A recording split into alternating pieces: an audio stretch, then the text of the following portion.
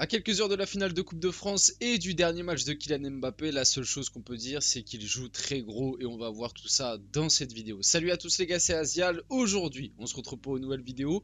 On va faire un petit peu un avant-match finalement, où aussi on va se concentrer sur Mbappé parce que pour moi, oui, dans ce dernier match, voilà, on le sait désormais, ça va être son dernier match sous le maillot du PSG parce que normalement, il devrait jouer. Il y a eu des actualités qui sont sorties, des infos que je vais vous montrer dans cette vidéo. Normalement, il devrait être titulaire. En vrai, on pouvait s'en douter, mais c'est vrai qu'il y avait le débat. Certains étaient peut-être pas pour qu'il soit titulaire lors de cette finale de Coupe de France. On en avait d'ailleurs fait une vidéo qui est sortie sur la chaîne il y a 2-3 jours. N'hésitez pas à aller la voir si ça vous intéresse. Normalement, il devrait l'être. Ça va être son dernier match au PSG. Et pour moi, il joue très gros. Il joue entre guillemets sa fin d'histoire et sa dernière image qu'il va laisser au sein du club, au sein des supporters. Et j'attends personnellement un Mbappé irréprochable et un Mbappé qui va tout simplement nous faire rêver avant de partir, au moins un minimum. Bien évidemment, avant que la vidéo commence, n'hésitez pas à la liker, à commenter, à partager et à vous abonner. Ça fait toujours plaisir et ça aide pour le développement de la chaîne. Et on peut y aller dès maintenant. La dernière de Kylian Mbappé avec le maillot du Paris Saint-Germain. Voici le groupe du PSG pour sa finale de Coupe de France contre l'OL. Kylian Mbappé aura bien le droit à une dernière, mais pas Keylor Navas. C'est vrai que c'est assez surprenant. Le groupe, finalement, c'est le groupe habituel, mais il n'y a pas Keylor Navas dans le groupe. Bon, il aura eu sa dernière face à Metz. C'est vrai que c'est dommage de ne pas avoir fait jouer Keylor Navas. On en a quand même longtemps, on en avait parlé à l'époque sur la chaîne. C'est quand même dommage de ne pas l'avoir fait jouer face à Toulouse pour, on va dire, une dernière au parc. Bon, après, Luis Enrique nous a expliqué qu'il n'était pas au courant. Je ne crois pas à cette version personnellement. Je pense juste que Luis Enrique voulait un petit peu peut-être se venger de l'année de Keylor Navas et aussi du fait que l'année dernière il n'a pas voulu quitter le PSG pour pouvoir toucher sa dernière année de contrat et récupérer du coup un bon salaire qu'il avait au PSG. Peut-être que Luis Enrique lui a reproché ça et aussi un petit manque de professionnalisme parce que Keylor Navas cette saison il a quand même pas mal de temps, en tout cas à des moments, était absent pour des fameux mal de dos qui sont très durs à quantifier. Je vais pas venir dire que Keylor Navas c'est un menteur, mais c'est très dur à vérifier des maux de dos entre guillemets, enfin des mal, non des maux de dos, je pense que ça se dit. Enfin bref, passons là-dessus. Keylor, merci pour tout malgré tout et bon vent à toi. Vite fait pour aborder la finale. Je vais le faire dès maintenant, comme ça après on pourra vraiment se concentrer sur Mbappé. Pour aborder cette finale, je vais pas mentir que je suis plutôt confiant. Je peux peut-être me tromper et ça fait un petit peu, le supporter du PSG basique qui se dit que son club est meilleur que les autres clubs de Ligue 1 et que ça doit passer facile.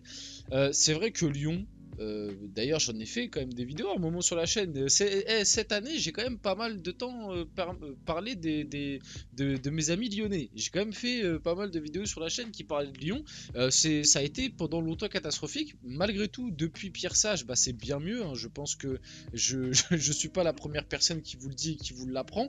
Malgré tout, pour avoir quand même regardé pas mal de matchs de Lyon ces derniers temps, ça reste quand même pas mal d'exploits, tu vois. Je suis pas en train de dire qu'ils méritent pas cette qualification européenne, au contraire, ça me fait bien plaisir parce qu'ils ont éliminé Marseille. Du coup, Marseille ne fera aucune compétition européenne la saison prochaine et c'est grâce à Lyon, entre autres. Tu vois, Lyon et Lens, on va dire, qui ont fait le taf.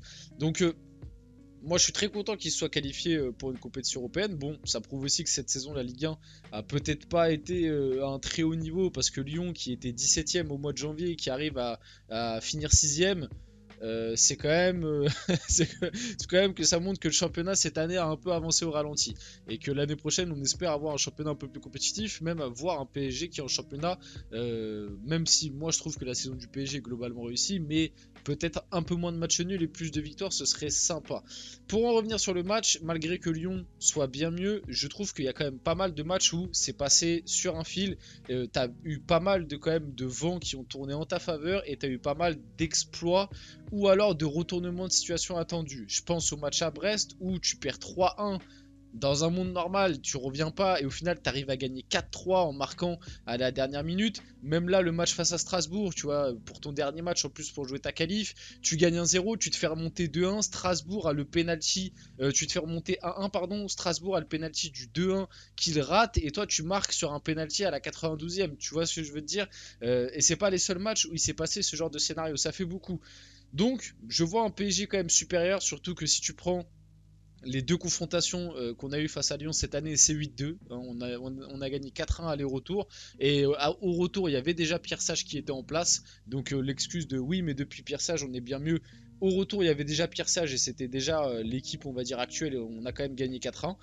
Donc malgré tout, je vois le PSG au-dessus. Et pour moi, le PSG doit gagner cette Coupe de France. Bien évidemment que c'est important que le PSG prenne cette Coupe de France. Attention, faut pas commencer à venir me dire que c'est pas grave, c'est anecdotique et que même si le PSG gagne pas la Coupe de France, la saison est quand même réussie. Moi, je suis pas totalement de cet avis-là. Attention, et pourtant, j'ai beaucoup défendu Luis Enrique, j'ai beaucoup défendu la saison parisienne qui pour moi est quand même globalement réussie pour le moment, mais pour moi, elle sera globalement réussi s'il y a le trophée Coupe de France au final, parce que moi, comme je l'avais exigé, j'estime que le PSG, avec les investissements qu'on a fait cet été, avec quand même l'effectif qu'on a à l'heure actuelle et les qualités de Luis Enrique, j'estime que sur le territoire national, on doit tout rafler. On n'en est pas loin, on est à 90 minutes, potentiellement 120 parce qu'il y a prolongation en Coupe de France, de tout rafler, ou peut-être des tirs au but, mais voilà, on n'en est pas loin, mais je veux et j'espère que ce PSG et que Luis Enrique iront chercher cette Coupe de France. En plus, c'est la dernière de Mbappé et ce sera quand même bien mieux en termes d'image qu'il quitte le PSG sur un dernier trophée, sur une Coupe de France, en espérant faire une bonne prestation. Une question sur l'implication de Kylian Mbappé. Pas de souci pour Luis Enrique qui décide de parler de l'implication parfaite de toute son équipe. Et ça va me permettre de parler de Mbappé. Comme je l'ai dit, pour moi, il joue très gros sur cette finale de Coupe de France. Pour certains, ça peut peut-être paraître un peu exagéré, etc. Je vais vous expliquer pourquoi. Pourquoi pour moi. Pour moi, la saison de Mbappé, elle est ratée. Vous pouvez me sortir les arguments que vous voulez. Oui, il n'a pas eu de pré-saison. Oui, le PSG a mal géré. Oui, Luis Enrique l'a mis sur le banc. Pour moi, sa saison, elle est ratée. Et pour un joueur de ce niveau-là, ce n'est pas normal. Tu dois en attendre plus.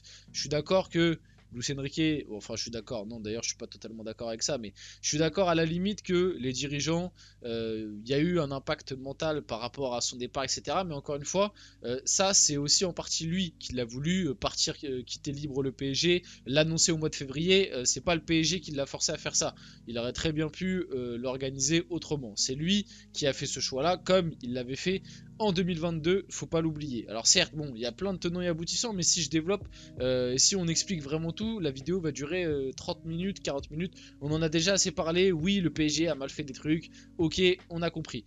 Malgré tout, tu es obligé d'en attendre plus d'un Mbappé. Pour moi, que Luis Enrique il est un peu plus mis sur le banc à des moments, c'est pas une excuse valable. Il a joué tous les matchs importants, 90 minutes à chaque fois. Luis Enrique ne l'a jamais sorti dans les matchs importants. D'ailleurs, certains le reprochent à Luis Enrique, mais pour moi, Luis Enrique lui a quand même montré une certaine confiance, lui a quand même montré que c'était un joueur supérieur en le laissant dans tous les gros matchs, que ce soit de Coupe de France, de Ligue 1 ou de Ligue des Champions, en le laissant tout le temps les 90 minutes. Et aussi, c'est important de le rappeler, souvent, quand Mbappé sortait, c'était parce qu'il n'était pas bon. C'était pas uniquement parce que Luis Enrique voulait se taper Mbappé et que ça le faisait plaisir. C'est parce que à Monaco, Mbappé il sort à la mi-temps parce qu'il te fait une première mi-temps où vraiment il chie sur la pelouse. Il est mais dégueulasse, il est horrible. Et d'ailleurs, c'est pas le seul joueur qui est déjà sorti à la mi-temps. Notamment, j'ai un souvenir, je sais plus c'était face à qui, mais un match, c'était contre qui déjà? Je me demande si c'était pas contre Lorient où Lucas Hernandez il fait une première mi-temps mais cataclysmique et il sort à la mi-temps et Nuno Mendes rentre et en deuxième mi-temps c'est bien mieux avec l'entrée de Nuno Mendes. Donc il a pas fait ça qu'avec Mbappé. Moi la saison de Mbappé elle est ratée et en fait tout a été raté. Là, pour moi cette saison c'est cataclysmique, c'est sa pire saison sous le maillot du PSG, que ce soit en termes de performance. Bon, peut-être pas en termes de communication parce qu'il en a fait des belles l'année dernière entre Pivot Gang, bien manger, bien dormir, le mercato est loupé, il me faut mon directeur sportif, il me faut mon pivot, l'équipe est pas assez forte. Enfin bref, l'année dernière, il en a fait quand même beaucoup, beaucoup des choses comme ça. Il s'est un peu calmé cette année, mais même dans la communication cette année, il n'a pas été bon. Donc pour moi, il joue très gros. Laisser une bonne image pour son départ, c'est un minimum. Tu pars libre au Real Madrid dans un contexte particulier, au moins pour ton dernier match, montre un peu d'envie, fais quelque chose, c'est une finale de Coupe de France, parce que pareil, je suis désolé pour moi, mais le dernier match de Mbappé au parc, on l'avait débriefé, mais la soirée était bizarre, il y avait une ambiance bizarre, le match était horrible, ok Mbappé il marque, mais son match n'est pas forcément bon, le PSG a pas été bon, tu perds 3-1 contre Toulouse pour fêter ton titre, bref.